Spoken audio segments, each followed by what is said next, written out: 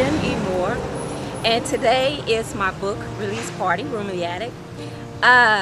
Just to give just a little synopsis of the book, it takes place in a place called Franklin, Texas, a little small town where the heroine of the movie, her name is Corey Matheson, and the hero of the movie, his name is William Williams, and he hails from Washington, D.C., and he is a great hero of this story because not only does he change Corey's life, but he also changes the town's life.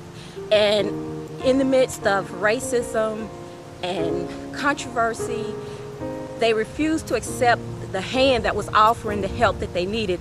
But in the end, it always shows how goodness prevails if you persist. Vivian, I am so glad. Congratulations. I just remember you when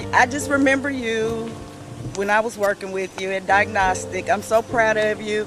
Can't wait to read the book. Congratulations. God bless. Hey Mama, just want to say congratulations to you on your book. 12 years in the making, you know, it's a big thing for you, a big step in the right direction. God has been with you and you've truly been blessed. You know, I love you, kids love you. You know, hopefully you'll be able to make a meal off of this moment. Just remember to give me about a quarter, all right?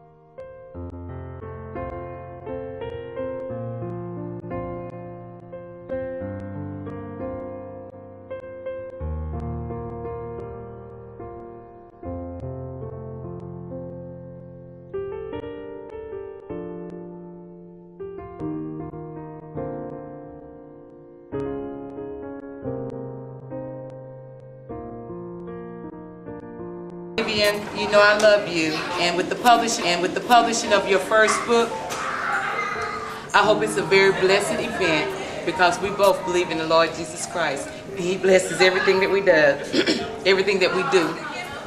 I haven't gotten my book yet, but I'm gonna get it right away. You know I'm slow. I gotta get it off the computer, and I'm not computer savvy. You know I love you very, very much. Congratulations. Hey Phil, my mother-in-law, you've done great. I'm so proud of you. You've been working on this so hard, and God has really blessed you and led you down that road. And I pray that He continues to bless you. You know I love you, and I got your back 100%. This is your sister. Congratulations from the bottom of our heart. Hey girl, you wrote a good book. You gonna make $1 million on it. Congratulations, Miss Moore, on your book. Oh my goodness, it's a good book. I mean, from the beginning to the end. At first, I felt like, you know, this is a book something I read before, you know, to be honest. But I really enjoyed the book, seriously. I mean, I was like, oh my goodness. At the end, oh my goodness. Well, I told you my opinion, but anyways, we're not gonna share that. But yeah, I really enjoyed the book, seriously. You did a good job, and I would love to see more in many books as to come in.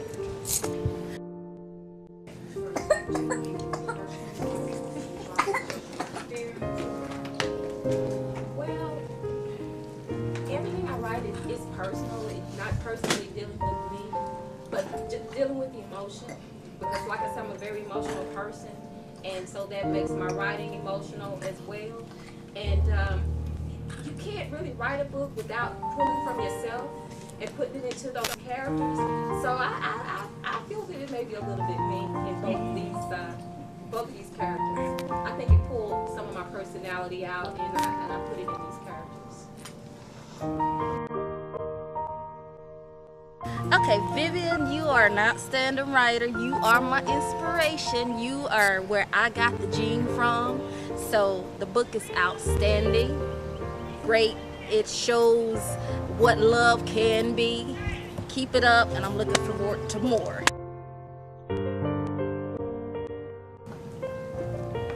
How you manage to write this book full time?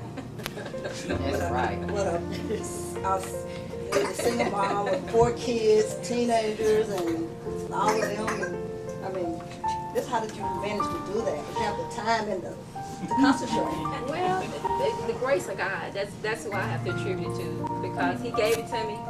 And so coming home every day at 6 o'clock, getting dinner ready, making sure kids were fed and everything was done. You sit down and you write whenever you can. You take an hour, you take 30 minutes there, you just do, just fit it in however you can. What made you publish this particular manuscript? I'm sorry to hear you. What made you publish this particular This manuscript? particular one. Well, like I said, this book was a labor of love for me. And I think it's the book that I put the most insight in.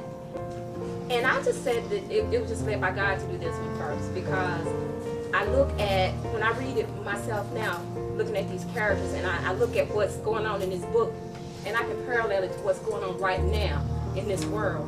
So, like I said, it had to be God-driven.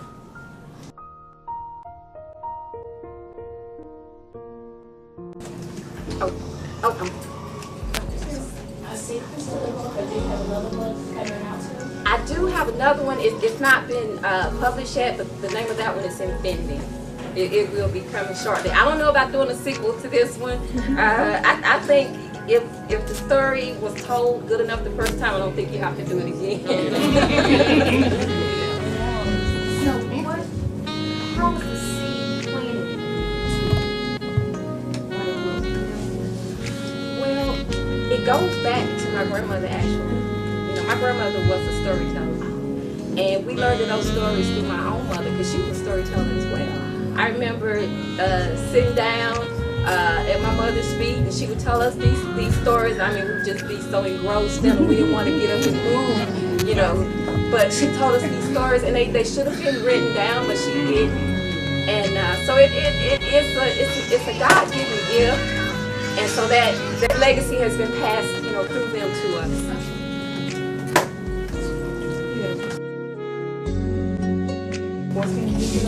About 14 years. Okay.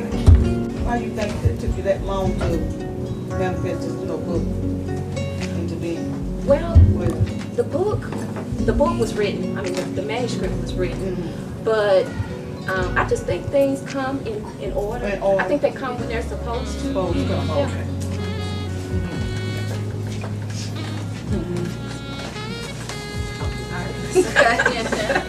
I have a question. How did you do your research? Well, go ahead. I'm sorry. And how did you decide on, is this like a real town, or is this something like a town you just made up, or is it based on like a real city? Well, my parents were from a small town in Cedartown, Georgia. So when I write about small towns, it's referring back to, I never got the opportunity to live there. I did get to visit though as a child. And it's just something about small towns that just, I don't know, it's just a great feeling. That's the way I feel about Chattanooga. This is my home. For some people it may be too slow, it may be too small, but for me it's just perfect. So, and I identify with small towns, but I really didn't have to do a lot of research as far as writing it, because it's fictional. The book is fictional. But some of the things I didn't have to research, because I could just pull back from my own family history, just add it to the story. But it's strictly fictional. Some of the places like when I refer to Washington, now you know that's real, everybody knows that's a real place, but Franklin, Texas, if it exists, I don't know if it does.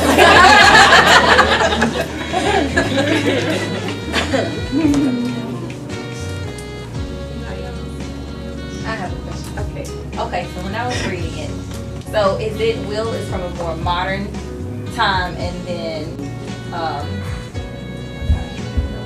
Corey is from a more stuck in a small town that's really real country. That's how I interpret it. Yeah, that's exactly how it is. Yeah, that's exactly how it is. So what would you tell someone like a 25-year-old teenager, kids, food, workload, trying to, whatever. What would you tell them? Hey, I want to write too, but I don't know where to start. How do I get to where you are? What would you tell them? Well, it's a process to everything. And first you have to start by sitting down and actually writing it. And it's not going to happen overnight. It takes years, as you see. This was 1996 and here it is 2011. But it's a process to make a good product. You have to put a lot of time into it. You have to put a lot of thought into it. You have to put a lot of you into it. Because I just don't see you writing a book about people that are not dimensional. And you want to capture people's attention. So in order to do that, you got to write about lively characters. You have to make them come alive on paper. You have to make people see what you see when you're writing it. And if you can do that, then you can pretty much do anything. How many more books? Well, as I mentioned before, Infinity, that's going to be my next one. And I haven't decided after that, but they're all written. And I have one that I may have maybe 4 or 5 chapters left on it to complete, but at least 5 or 6 more. So you can look forward to that. So I know Grandma isn't here, but what would you think she would say? Do you think she would read the book? Yeah, I know she would read it. How would she react? Like, oh my gosh, my baby is grown. I'm sure some parts of the book she would most definitely say that too. But I really feel that my mother's always been proud of everything that we've ever done. Didn't matter if it was something small or something great, but I think she would be very proud, and I wish she was here, to be able to enjoy this moment with us. And she's not, but she's still here with us in spirit. But I think she would be telling everybody that she's positive. Hey, that's my daughter. Is there a dedication for the book? I try not to per se dedicate, but I did mention my children and my grandchildren and my city in the book, so you know who you are. How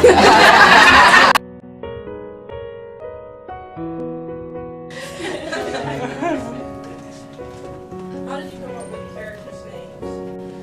Well, like I said, when it's God, I have to share this. Actually, the title of the book came first. It was like God gave me the title of the book, Room in the Attic. Don't know where it came from, but still. And from that, it was just one idea after the other. I can't tell you where these names come from. I'm not just. I guess I'm grasping them out of the sky. I don't know, but God gives them to me.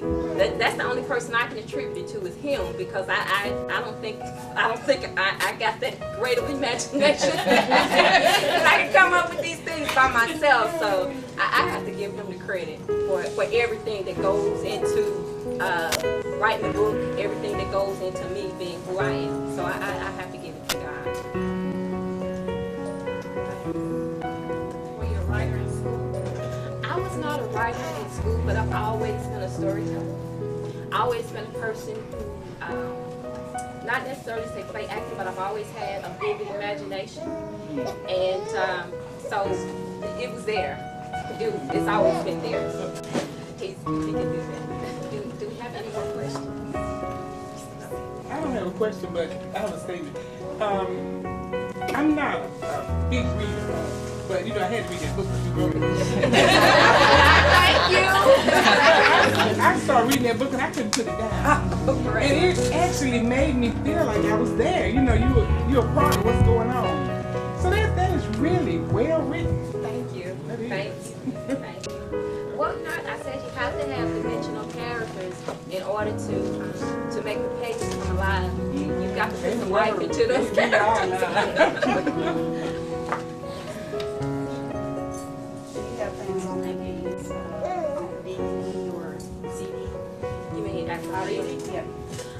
I would love to be able to do that. I don't know. I may work toward doing that, but I would love to be able to do that.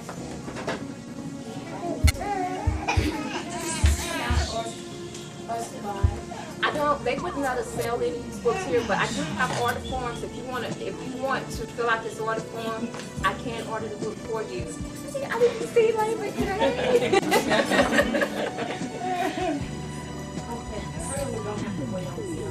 On the other one. Wow. Well, I don't know. I don't know. Hopefully, maybe my goal is to have it out within the next 6 months, or maybe the next year. Hopefully. Hopefully. I think it should be a movie. You think? It will make a great movie. That's a Hallmark.